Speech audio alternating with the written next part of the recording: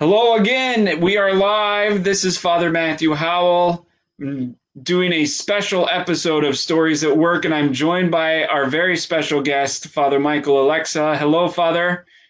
Hello, Father Matthew. Nice to see you again. Nice to see you. Thank you for joining us on short notice. I announced yesterday that you have been approved by our Metropolitan to be faculty with the St. Athanasius College. And today we're going to talk about the classes that you're going to offer and the relevance and the importance of these classes in our lives. But before we do that, since I'm sitting in the host chair, I need to start with the prayer. Can you say a prayer for us? Certainly. Well, it's the second Sunday after Pentecost, so the appropriate prayer is, O Heavenly King, the Comforter, the Spirit of Truth, who art everywhere present and fillest all things, treasury of blessings and giver of life, come and abide in us, cleanse us from every impurity, and save our souls, O Good One. Amen. Amen. Thank you very much. Deacon Adam will not be joining us today, but he sends his greetings and his regards. And let's get right to it. The classes that you're going to offer are twofold. It's we are calling them sociology classes. These are the genesis of our sociology department. Excellent. And the first class is called Communicating Across Cultures, and we'll talk a lot about that. And the second class is an upper level class that has the first class as a prerequisite, and it's called Alaskan Spirituality. So let's talk about communicating across cultures. I have been going through the material on that class, and I'm just very, very excited about this. But tell us a little bit about what students can expect when they enroll in this class. Well, this is a class that I've actually been teaching for over 40 years at the University of Alaska and Alaska Pacific University. I developed it after my first decade or so in Alaska, realizing that we had a chronic problem of intercultural miscommunication, in my case, primarily between public school teachers and their students and parents. And I found that on one hand, the teachers with the best of will were doing their best to instruct their students, but were not communicating effectively with the Alaskan Native community, both the parents as well as the students in the school. And I came to realize that there was a good deal of anger and frustration about this that I found unnecessary. You see, I was a kind of a bridge. I worked at the school periodically, but on the other hand, I was the pastor of the parish. I lived among the Alaskan Native people, but I worked with teachers from my own background, from my own culture, who came from other states in the USA. And I came to realize that I was making the same mistakes myself early on. And I had come to perceive and correct my ways of talking and my ways of understanding and relating to my neighbors, my friends, my relatives, ultimately, because my son married into the village. But it was very hard to do. People were, as it were, in their own silo. They saw things their own way, and using just their own criterion, they couldn't understand why these people were so different. There must be something wrong with them. And that was the phrase I heard all the time in the faculty lounge. There's something wrong with these kids. There's something wrong with these people.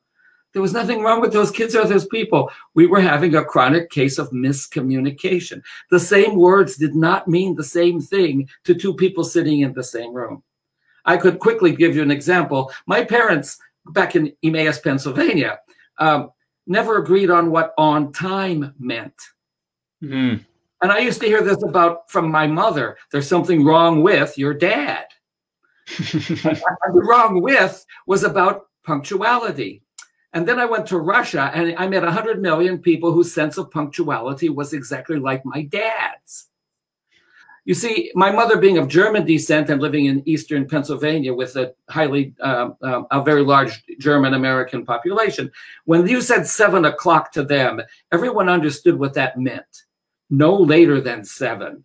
Mm-hmm. In this culture, late is out of bounds. Late is rude. Late is inappropriate. If you're going to be late, cancel. Don't come. Mm-hmm. Earlier than 7 is on time. Later than 7 is wrong, simply rude. Okay. Then I went to Russia.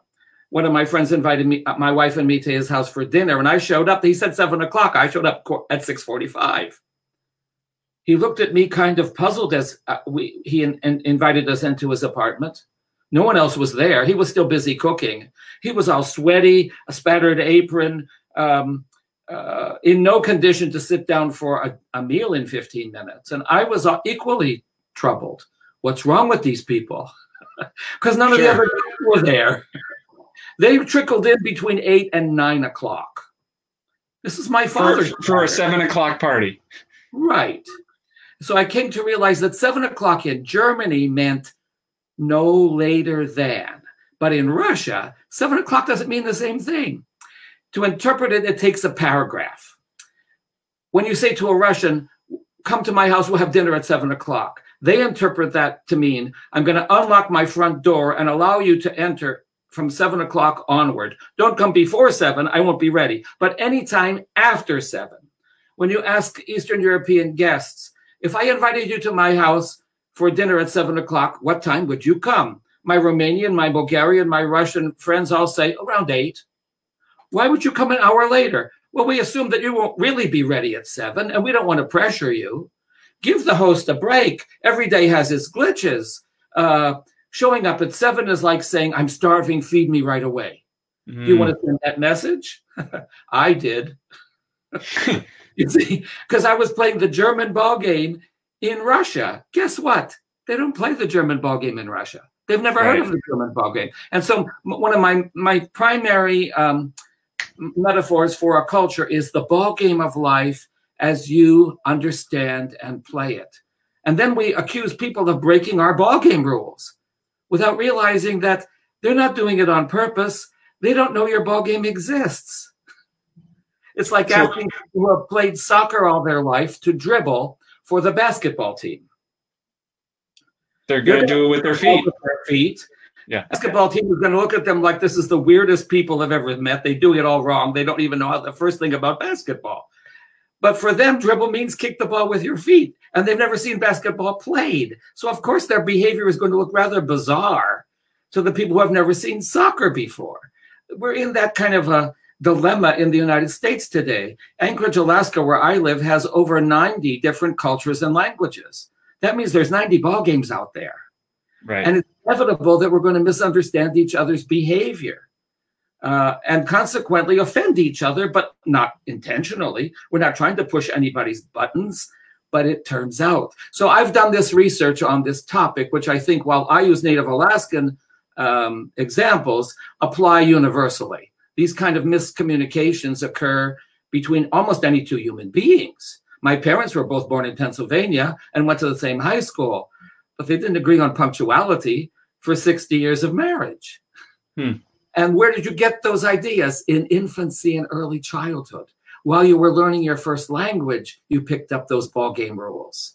You don't remember learning them any more than you remember learning the grammar of your first language. And then you're held accountable for it for the rest of your life. And we get into trouble and we offend people. And nobody's trying to do that. I'm not saying that there aren't problems in our society with prejudice and discrimination. But in my experience in Alaska, more than 90% of it is not a deliberate prejudice, discrimination, or racism. It's just the opposite. It's intercultural miscommunication, which has a relevance, therefore, to everybody, pretty much anybody doing anything in their family, in their social life, at their job, at a job interview. My goodness, the intercultural differences can make or break your career. And so I think that this sociology class is perfect as a course that bridges all the other divisions among the other courses, because it has to do with how well you're going to do in all the others, especially in life. Well, yeah. And I mean, in a very basic level, a student is going to interact with the teacher and needs to understand what the teacher is asking for. If the teacher's not making it clear, Or the student could be surprised when they receive a poor grade on an assignment when they thought they did really well. Exactly. Right? And I remember teaching fourth grade in the village. We had a biology class focused on animals. Now, if there's one thing Alaskan Native kids know a lot about, it's animals. They observe them, they hunt them, they kill them, they skin them, they cook them, and they eat them. They literally know animals inside out. And yet the biology quiz at the end of the textbook, printed, of course, in Texas, they sent in answers that made no sense to me. And I'm suddenly thinking, there's something wrong with these kids. But I know better, so I catch myself. Wait a minute. What I mean by animal and what the book meant by animal is a totally different reality from what my kids understand animal. So the same word in the same language does not necessarily mean the same thing to two people sitting in the same room. I don't think the word church means the same thing to Orthodox Christians and Christians of other traditions. We use the word church and we know what we mean by that, even if we haven't articulated it. But our Baptist friend doesn't mean the same thing when he says the word church. And our Roman Catholic friend doesn't mean the same thing when he says church. So you see, we're using the same word all the time, but we don't mean the same thing. And then we accuse the other person of lying, of fabricating something, of distorting the truth. Well, that may or may not be the case. The same word does not mean the same thing, depending on how you were raised, where you were born, who your parents and grandparents were. All of these things are factors in what we subsume as intercultural miscommunication. My mother was born in the city and my father on a farm. Already there's a difference in worldview. There's a difference. Yeah. And so with this class, it's not about going through and selecting different words or examples and just trying to help people sort through those things. You're really trying to help people understand the underlying ideas and contexts for understanding people. Yes, right? Exactly. I would say that I have a whole lecture on this, which I call traditional local cultures. In a traditional local culture where there's no writing, everything is handed down in interpersonal contacts by word of mouth, by the spoken language, the oral language. And people from this kind of a culture are, to some extent like me, storytellers. But when you ask them a question, they've got a story to answer it. Now, when you tell a good joke or you have a good story to tell, it starts the same old way as all stories begin. Once upon a time, a long time ago. The beginning part is just an introduction. The punchline comes at the end. If you're from a literate culture, you expect, like you have learned from books, for the person to answer with the primary point, Roman numeral 1 in the outline, the primary point first, and then elaborate as necessary down to the more secondary and tertiary themes. So rural people tend to talk in such a way that the main point comes at the end, and literate people who have been gone to school long enough, structure their information in exactly the opposite sequence. So when a literate person, like a judge at a trial, asks an elder, Yupik elder, in my case, my Yupik Eskimo family, he'll begin with the tertiary information, lowercase a, b, and c, build up to Arabic numeral 1, 2, and 3. He'll eventually get to capital letters.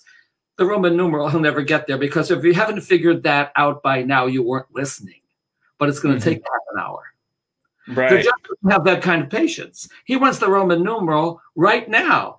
And if you don't give it to him, he thinks you're prevaricating. You're avoiding the question. Or you didn't understand the question. So they interrupt the testimony and repeat the question again. But the elder will start the story again. And you see how confusing and sometimes aggravating this can be. And then you say these people never tell the truth directly. They're always fudging. No, they're just talking the way they always talk. Right. And And like you already said, different words mean different things to different people. And right now in our culture, if you say the word police, you're going to have different reactions and different meanings for different people. That's right. And I don't want to get into the weeds of that issue right now, but my point is, the same word does not mean the same thing because people's experience of that noun are different and their stories about it are different. And therefore the perceptions of it are different. And it's not a matter of right and wrong or good or bad or accurate or inaccurate or true or false. It's just different.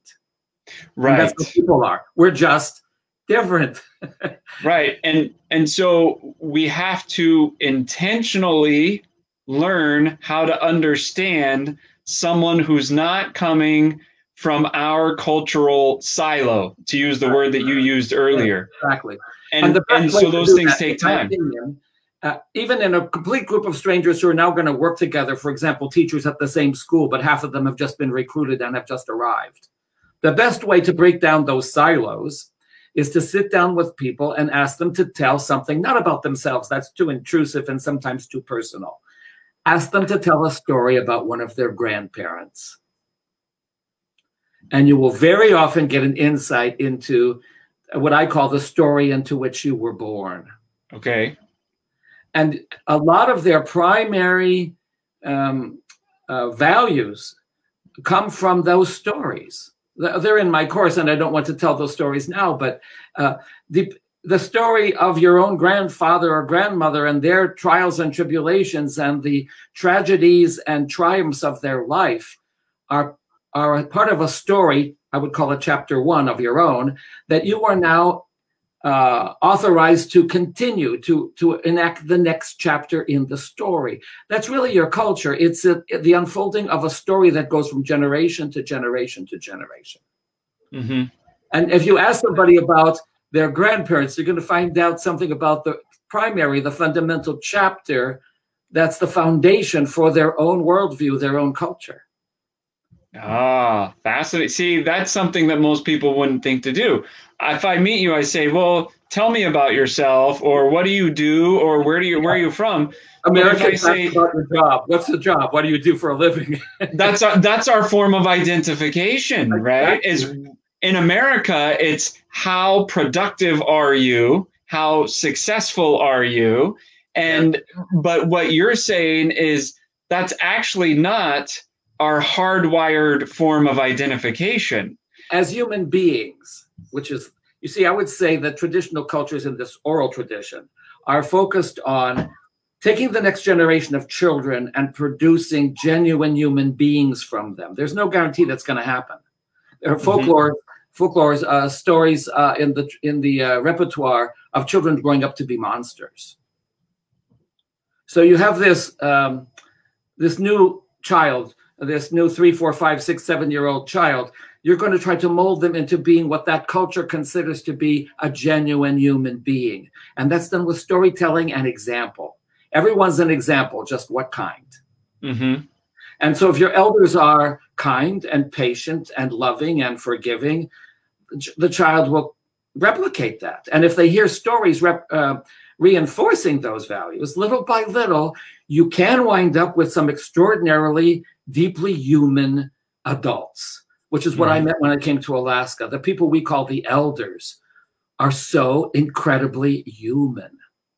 Mm. But that's not in our curriculum in the modern world. We're looking for job skills. And so I hear this more and more from even from college graduates. They go to jobs and the wherever they got hired, they didn't work out. Why? Because they were mean, because they were dishonest, because they were intolerant, because they were judgmental, because they couldn't get along with their coworkers.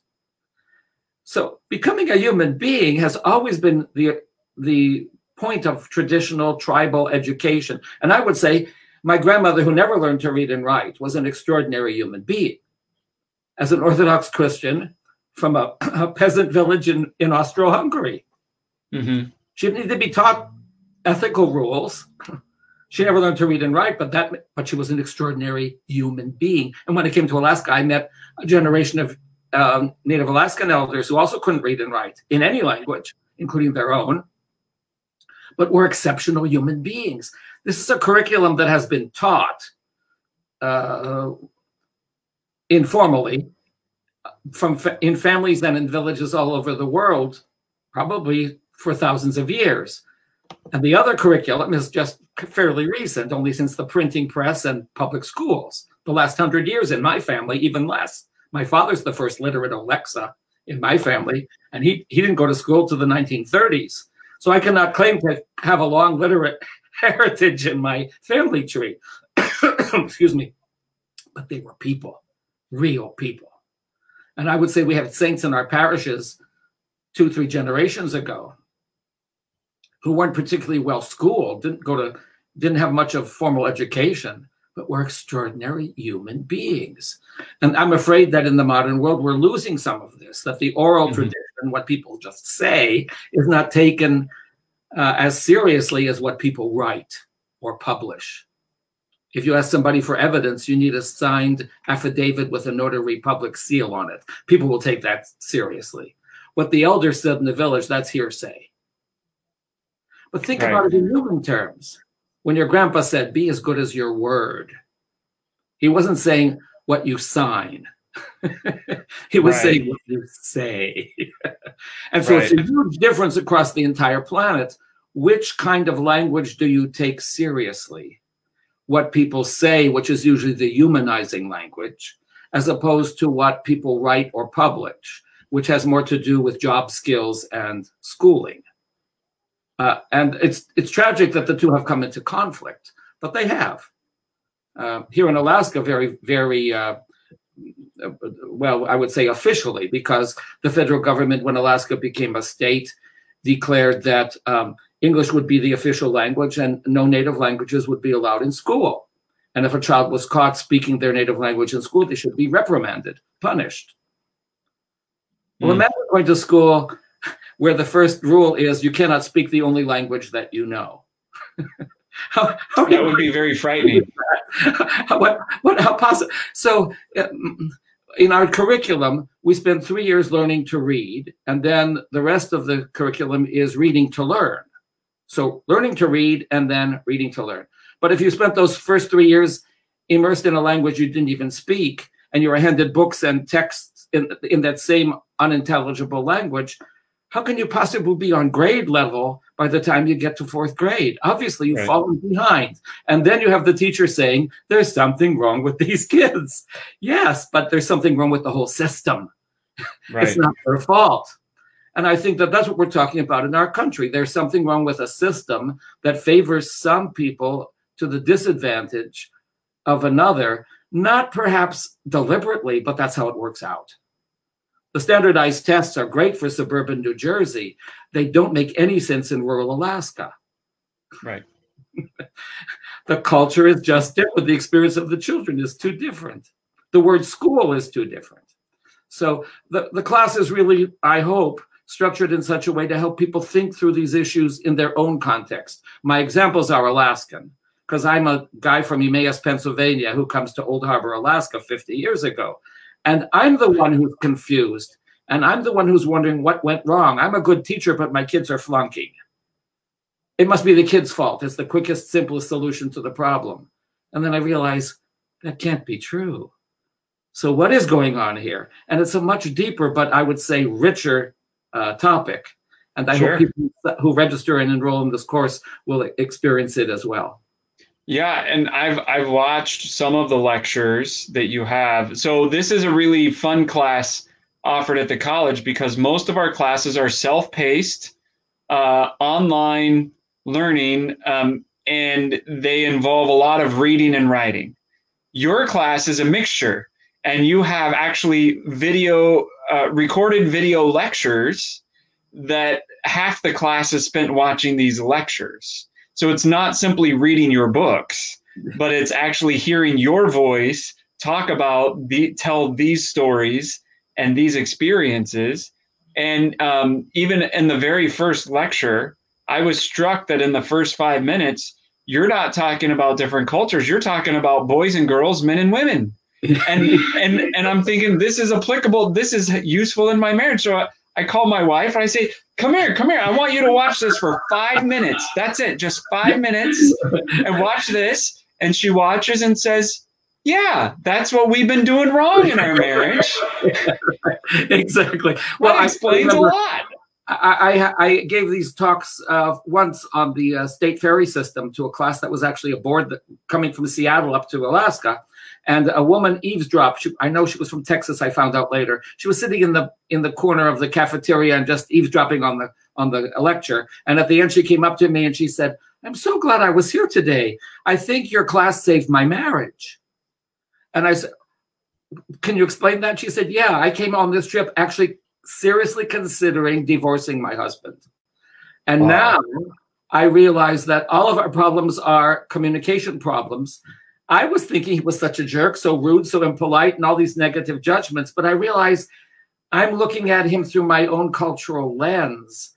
And I'm ready to go back now and spend another 20 years devoted to my husband and my marriage." So this is really nitty-gritty stuff. It's the way people understand each other. And you've kind of given away my agenda. It's no accident that half my class is oral transmission and the other half is written, because that's the whole dichotomy I'm talking about.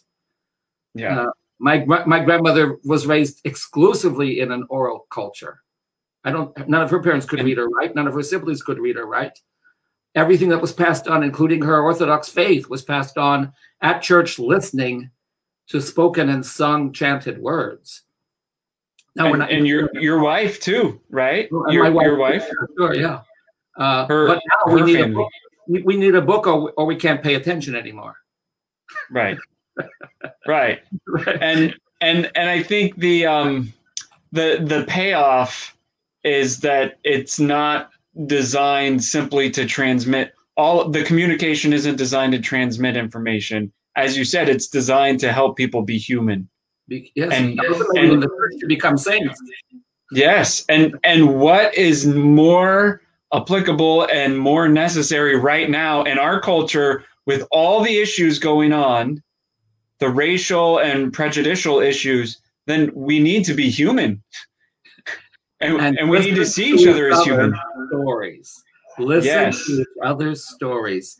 I have a friend from Canada with cerebral palsy, and he has a series of tapes entitled "Listen to the Story of the Stranger." And in his case, the stranger is himself, and he's strange because he walks with a limp and speaks with a lisp, and he has all the symptoms of incipient cerebral palsy. And you take one look at him and say, "Do you really want to spend any time with this person? Is it worth my time and energy to become his friend?" And in an hour, he persuades you that it certainly was interesting and fascinating to sit down with him as a man who was born with disabilities, and the way he sees the world and the way he understands his story. Mm-hmm. The most amazing thing Norman ever said to me was that if he were offered a cure for cerebral palsy, he would not accept it. Anybody else looking at him says, "This is a man who is broken, physically disabled. Doesn't he want to be fixed?" Sure. That's the way people who aren't disabled looked at disabled people, broken, something broken, right? Doesn't he want to be like me? My life is broken. I'm not broken. Yeah. And if you cured me tomorrow, my story would have to radically change. But I like my story. Don't change my story for me. I don't want to change my story. It's been an important part of my life as long as I can remember, from birth. But I'm a leader in the disabled citizens' rights movement. All my friends are also disabled in some way. If I suddenly didn't have my disability, I'd have to change my whole story. I don't want to change my story. You see, that's why I think talking about culture as the story into which you were born is really helpful, and getting to know people, not by a kind of personality survey, but by asking them, "Who was your grandma? Tell me a story about your grandpa. Where were your ancestors from? What stories do you know about them?" I find out that young people, especially my high school students, love to brag about their grandparents almost as much as their grandparents love to brag about them. Just give me the chance to do it. I've got one for you. My grandmother, before she died, she was in her Methodist parish for 70 years. She wasn't just part of the denomination all her life. She was part of the same parish since the age of like 16, yeah. And until she died in her late 80s, and the same place ministering to all sorts of different people. And that's something that my family, we hang our hat on that. I mean, we aren't Methodists, but we say, church was important to us. And we have the proof. Your grandparents were in that church. That's right. And being rooted. Rooted, yeah. I have this missiological principle that we have in the second class, Alaskan missionaries. Yeah, talk about that, please. And I say from the very beginning, effective missions, I think of any church or religion, are based, first of all, on a love of the people. Mm-hmm. You can't save what you don't love. You can't save America by standing outside the city gates and condemning all its faults and sins. That you have to embrace, warts and all, the people and the place where you are. That's the first step. If you don't do that, you're lost. Mm-hmm. You have to somehow commit yourself. Father Herman came to Kodiak, loved the people, and stayed. That's the qualifications for his sainthood. He loved the people and he stayed. The others came and went. The other monks came and went. The Russians came and went. He stayed. He stayed there the rest of his life. He loved the people. So you can't save what you don't love. And I think, you can take that another way. You can't teach what you don't love either. If you don't love the scripture, you can't really effectively teach it. If you don't love the church, you really can't talk about it. So these are principles of humanity, you see them. They're not something you can teach. You love the place, you love the people, you love what you're doing. You can be an effective missionary. You look down your nose at these people, look at them as barbarians, illiterate, hicks, whatever. I mean, I'm sure so many missionaries and teachers came to Alaska with exactly that mentality after the United States took over the territory. The Orthodox mission's greatness is that it identified with the native people and loved them, loved their language, loved their culture, devised alphabets for the languages, printed books and opened schools so they could be both. They could be human beings with their own scripture in their own language, with their liturgy in their own tongue, and indigenize the Orthodox faith. But the foundation for that was love for the people and love for their culture, not just tolerance, not just putting up with it, but loving it and embracing it. It's absolutely critical. That's why the communications class comes before the history class, because you can't understand the history class until you go through the communications one. So it sounds like the class on Alaskan spirituality is a case study of the cross-culture communications class. Exactly. And that's why you have to know what a culture is and what the communications are before you can really make sense and appreciate the greatness of St. Innocent Veniaminov, who could come with a high school diploma, don't forget. I mean, seminary in Siberia in the 1820s was not a graduate degree in theology. It was the equivalent of a specialized high school. In this case, a high school dedicated and focused on Orthodox theology, taught in Latin. So it could have been more culturally irrelevant. So he comes to America and he says, no Latin. He doesn't even consider bringing them Orthodox theology in the Latin language. He learns the Aleut language, devises an alphabet for the Aleut languages, and brings orthodoxy to them on their own terms. St. Yaakov and Nesvetov does the same thing with the Yupiks, and so forth. So loving the people and embracing them is fundamental. And Alaska, my book Orthodox Alaska, I happen to have a copy on the desk. It says as a subtitle, A Theology of Mission. So this is a case study in this. Alaska as a case study in the Orthodox theology of missiology, the Orthodox study of missions.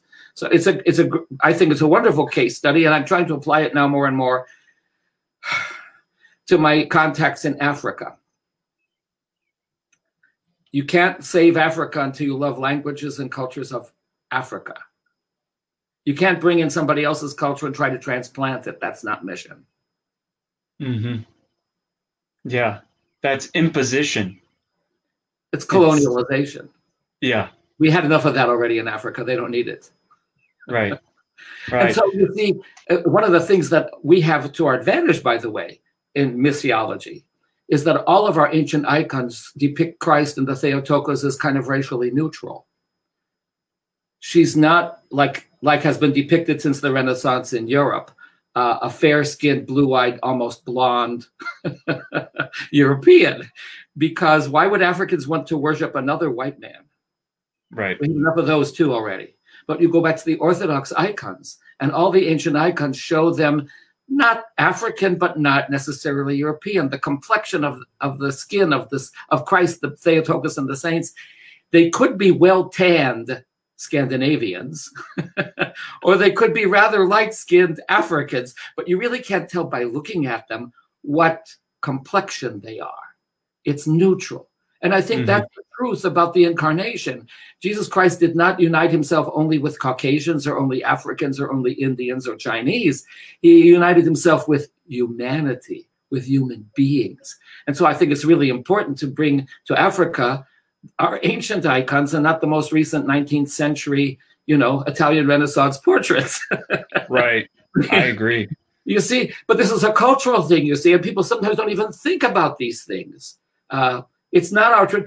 Someone even brought it up to me once. Do I think that the old Russian icons, where the complexion is brown, let's say, neutral, did that affect the way these Russian traders interrelated with the Aleuts?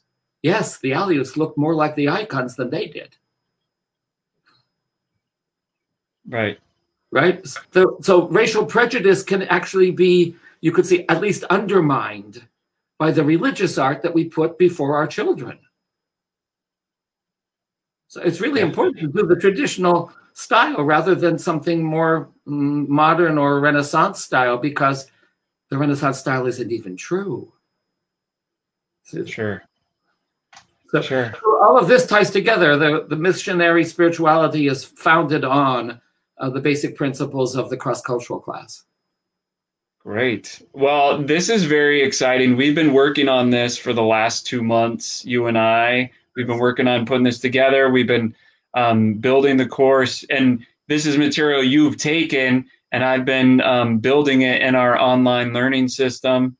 And I'm very excited about it. I'm very impressed with the material, and the course is open. So for those who have never registered for a course with the St. Athanasius College, you do not need to take 2 or 3 semesters of other classes just to get to this class.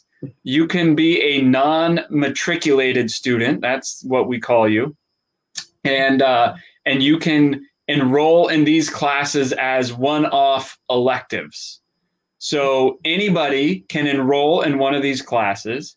And also I want to talk about, just highlight one of the technical aspects of your cross-culture communications class.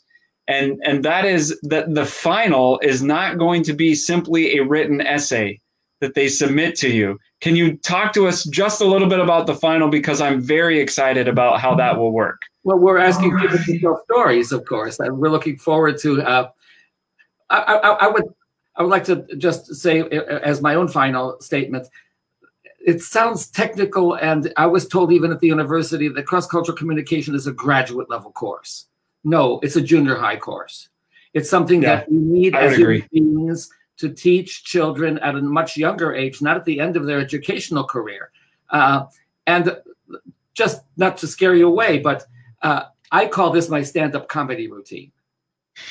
Because although the topic is serious, as I think we've already outlined, it's fun to talk about how people miscommunicate and then realize that that's what's happened, and then can laugh about it.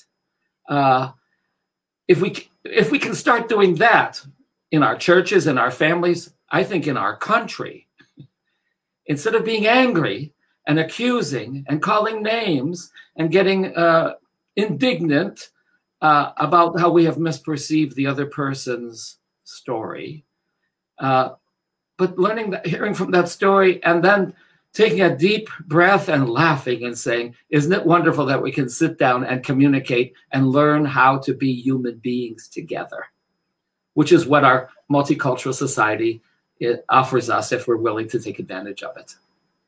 Right. So what will the final be like? The final exam? Because I said I tease it. It's not going to be an essay. What do people get to do for the final that I think is really special? I think they get to tell stories. They get to do what I've been, even if it's a written story and not quite an oral one, we get to tell stories. We get to express our own humanity and have others have the opportunity to appreciate it. Right. And at least what we're going to try to do is have them meet with you in a video sense. Yeah. Yes. And in real time. So not in isolated videos if possible, but try to actually have dialogue with you. Conversation.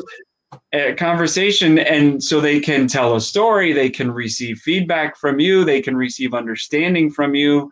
And I think that's a really special thing. Most of our courses with the St. Athanasius College involve written papers. And there's writing involved in this course, but that's not all there is. No. And I really want to highlight that, because this is a very different kind of course that we're offering. And you will laugh a lot taking this class.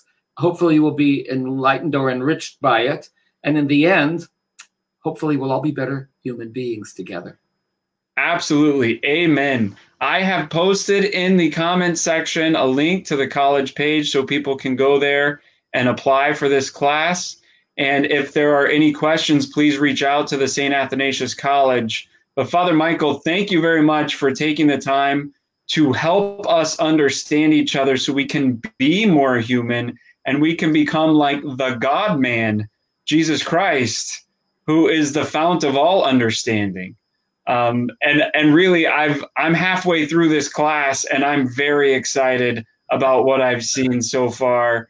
And I really hope people take the opportunity to learn from you and educate themselves in this, because this is applicable, as we've stated many times, in every facet of life, every facet. So, Father, thank you again. I will tease this. We have you scheduled to come on, I believe, at the end of July. Yes. On our normal episode of Stories at Work, to tell more stories about the Alaskan saints and especially Saint Herman. So that'll be the end of July. The 50th anniversary of his glorification is going to be on August 9th this year. So it'll be just immediately before that celebration. Yes. And so we're looking forward to having you on in about 5 weeks or so to talk more about that. And we look forward to working with you with the St. Athanasius College.